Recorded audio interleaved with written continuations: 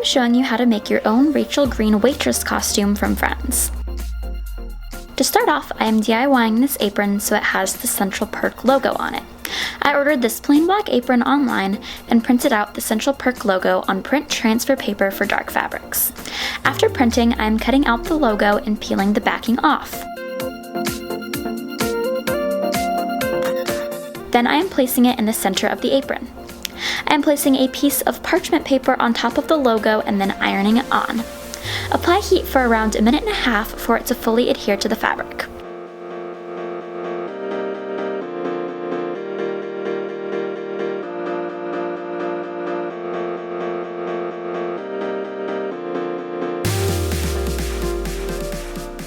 I placed a few pens and a notepad in the pockets of the apron to make it look a little more realistic.